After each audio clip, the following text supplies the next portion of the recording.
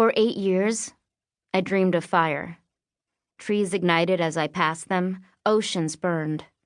The sugary smoke settled in my hair as I slept, the scent like a cloud left on my pillow as I rose. Even so, the moment my mattress started to burn, I bolted awake.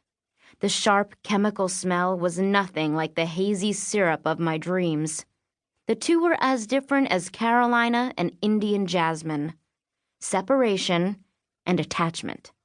They could not be confused. Standing in the middle of the room, I located the source of the fire. A neat row of wooden matches lined the foot of the bed.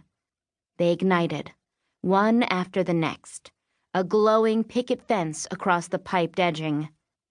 Watching them light, I felt a terror unequal to the size of the flickering flames, and for a paralyzing moment, I was 10 years old again, desperate and hopeful in a way I had never been before and would never be again.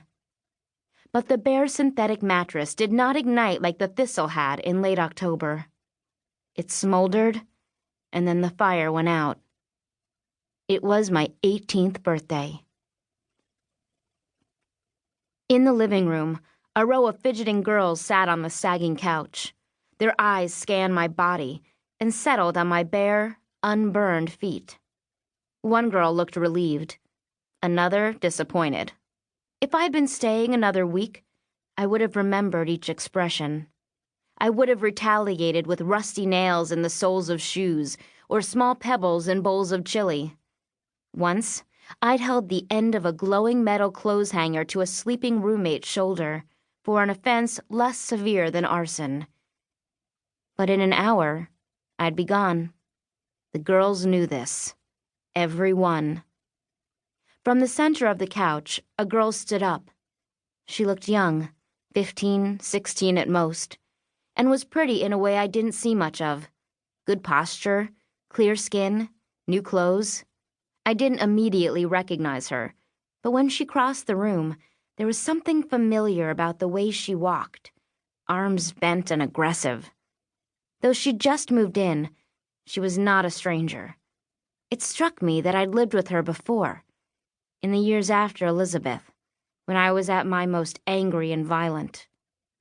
Inches from my body, she stopped, her chin jutting into the space between us.